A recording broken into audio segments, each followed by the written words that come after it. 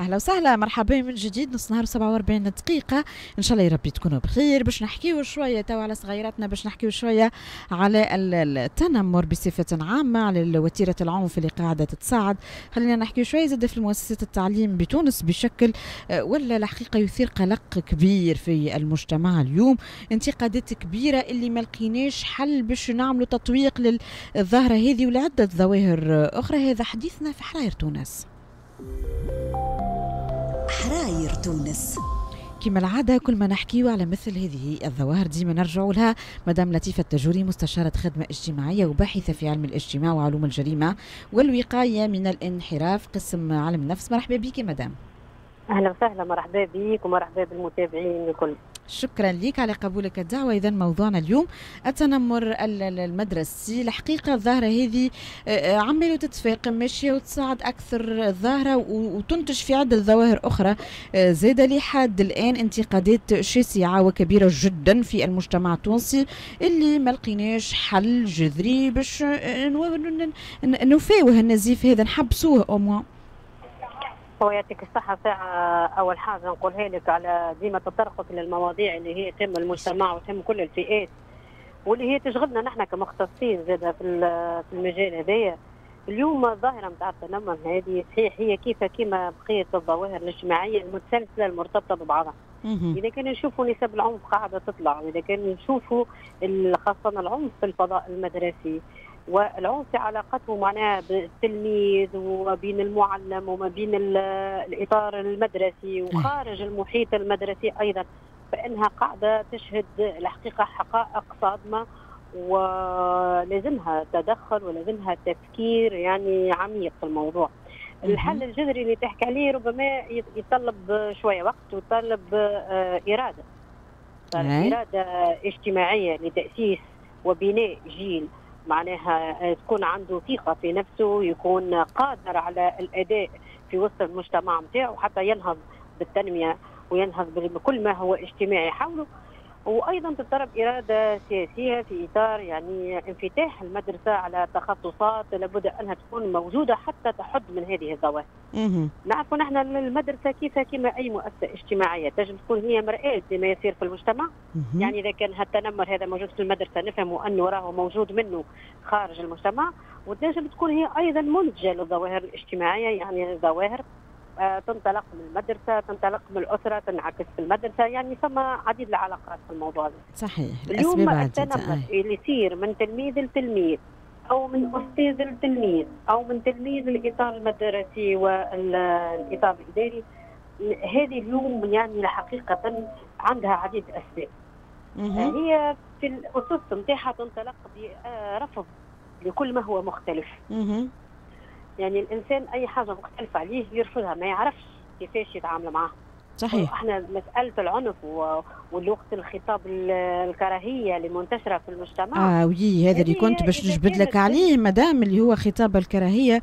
الحقيقة اللي زاد خلينا نقولوا زاد عمق الظاهرة هذه وزاد غذاها زاد أكثر، زاد بالأخص خلينا نقولوا منتشر جدا في الفضاء في مواقع التواصل الاجتماعي. اليوم خلينا كل شيء ولا مباح في مواقع التواصل الاجتماعي. هو في كل الفضاءات الحقيقة، ما كل فضاء عام يصعب الإحاطة به والكنترول نتاعو المراقبة نتاعو، كل ما تزيد تنتشر فيه يعني الظواهر هذه وتتعمق. اليوم كأننا أصبحنا نعطيه في مشروعية لهالخطاب هذا باعتبار استبطناها ولات كان حاجة عادية، وكأنه كل إنسان باش يرد الفعل ولا بد أنه يتفوه بكلمات أو صفات أو نعوت يعني تشفي غليل، ولكن هو ما يعرفش آثارها على الطرف الآخر. اليوم التنمر في الوسط المدرسي ياخذ نوع من قبيل هالسلوكات هذه اللي هي المخاطر متاعها تظهر على الطرف الآخر. نلقاو مثلا عديد حالات الانتحار اللي تصير في صفوف الأطفال، ربما نرجعوها كلها في الظاهر نتاعها الى النتائج المدرسيه وعلاقه التلميذ بالاسره اللي هو ماهيش علاقه سويه وعلاقه معناها معياريه دقيقه. لكن يخفى علينا اللي هي ثم فيها جانب كبير برشا اذا كان حلوها بطريقه عميقه، انه معناها التلميذ هذا قاعد يتعرض لكميه من العنف والتنمر، راهو شكل من اشكال العنف. صحيح. العنف ربما يكون لفظي، طرق متعدده متكرره.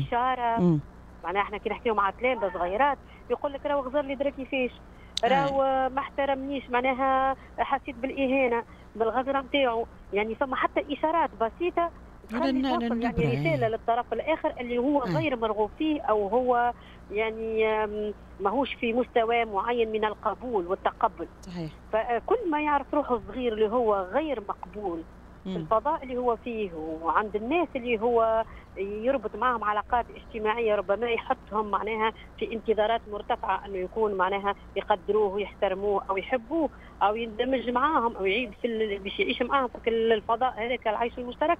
كي يلقى العكس امام الانتظارات نتاعو المرتفعه باش يرجع على روحه، وينجم يكون هذا سبب من اسباب الانتحارات اللي ماشي وتزيد بالطبيعه. اليوم نحكيو حتى على التلميذ المتنمر على استاذه، على المربي نتاعو. الفاجعه الاخرانيه نتوقع الناس كل كانت تفكروها زاد بالكدا اللي صارت في الشتاء، الفاجعه نتاع الاستاذ اللي نتيجه لتنمر تلامذته معناها وليداته، اللي خير الانتحار وخسرنا استاذ بالقيمه هذيك. هذا نتاج على التنمر اللي انتشر جدا في اماكن الدراسه، وكما قلنا كما قلت انت حضرتك هو اكثر انواع التنمر انتشار هو تعرض التلميذ او اي شخص اخر للايذاء الجسدي او النفسي، وهذا شيء لازم نوقفوه في كل حالات. نحكيو شوي على الدوله، نحكيو شوي على القوانين الموجوده في الاطار هذا. خلينا نقولوا الساعة اللي هو المتنمر هذايا علاش يتنمر، يعني شنو اللي يخليه يوصل معناها السلوك هذايا. هو الهدف نتاعو عنده فيه مقصد، راهو ماهوش قاعد يتصرف اعتباطيا وكأنه يخطط ويبرمج لحاق الأذى النفسي بالآخر. الهدف نتاعو تدميري، يعني خطاب وسلوك القصد نتاعو تدميري، تدمير النفسية، تدمير نتائج مدرسية، تدمير ثقة بالنفس. في إزاء هذه الكل النصوص القانونية ربما انتبهتش لمسألة التنمر، لكن انتبهت لمسألة العنف بكل أشكاله. والعنف بكل أشكاله ربما في إطار المراجعات القانونية وغيره يلحق بالعنف النفسي. صحيح. لكن هو عنده آثار أخرى وعنده تكاليف أخرى حتى اقتصادية تنجم تكون يعني، وبيداغوجية وتعليمية وتربوية.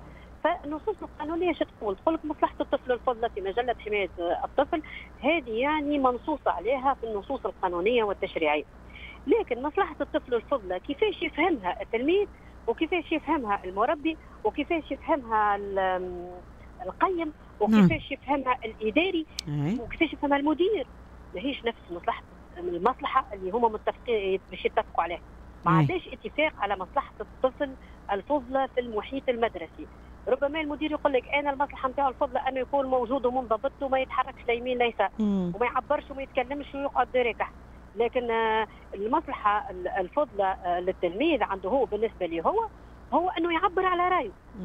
دونك هنا يلزمنا نشوفوا معناها وين المجالات اللي نجم يعبر فيهم على رايه ويفرغ فيهم المشكلات هذيك ربما يتعلق بالخطاب العنيف والخطاب الكراهيه، ونحاولوا كيفاش نمتصوا هذايا ونعدلوا السلوك نتاعو بناء على شنو الحاله اللي قدامنا.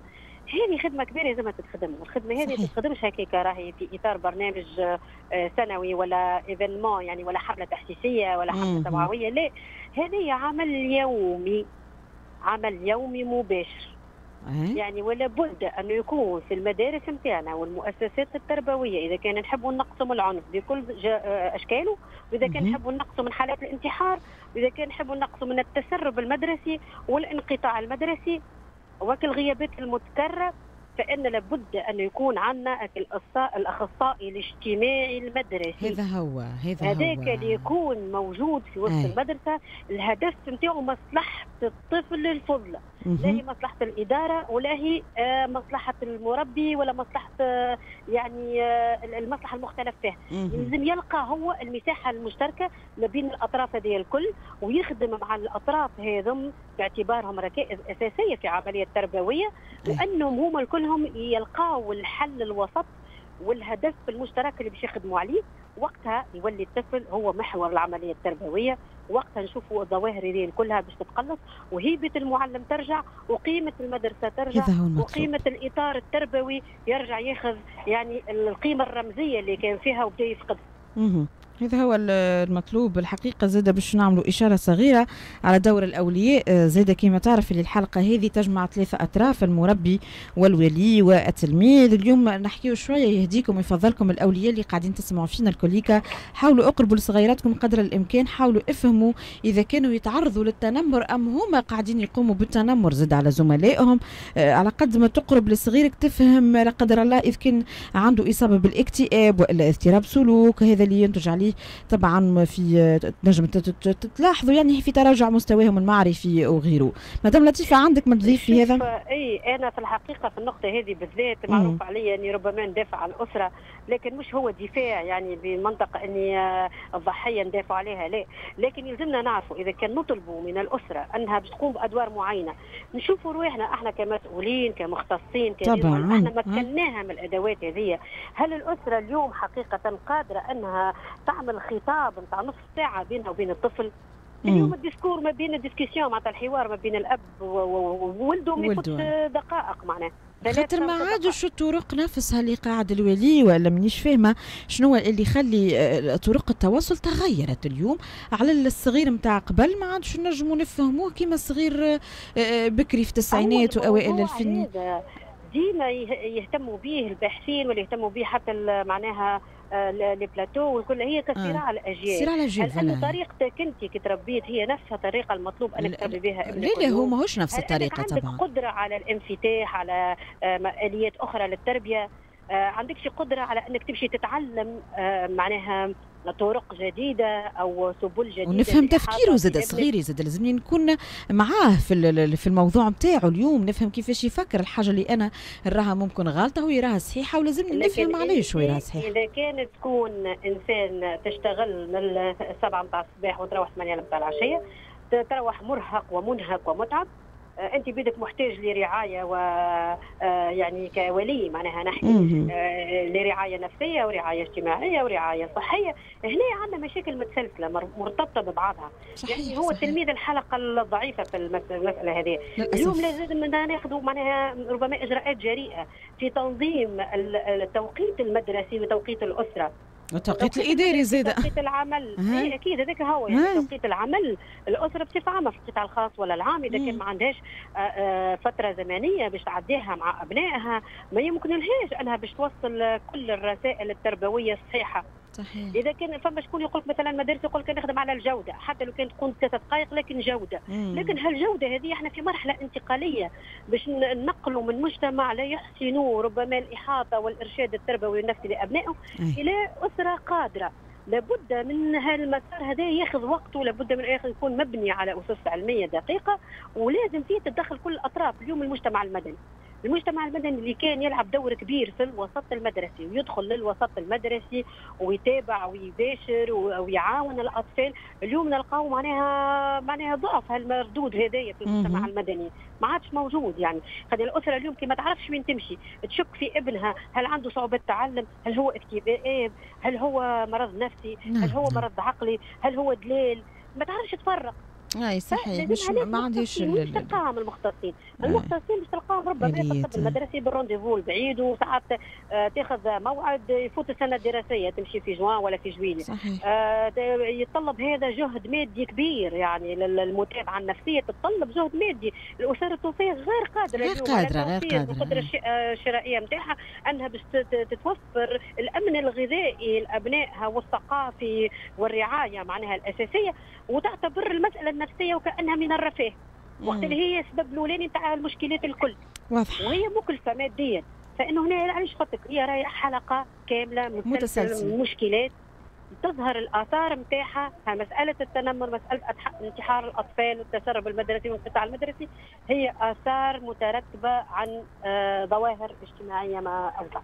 واضح جدا. نشكرك برشا على التفاعل. مشكوره جدا مدام لطيفه التجوري، مستشاره خدمه اجتماعيه باحثه في علم الاجتماع وعلوم الجريمه. احنا مواصلين معاكم من حاجه حكينا على موضوع هكا يوجع شويه، الحاجه تفرح شويه على خاطر فيها الصغيرات زاده وفيها وليداتنا، باش نحكيو على عرض الازياء المزيان اللي صار في نابل. هات خلينا نرجع شويه ناخذ التفاصيل بعديك مع نور كمونه.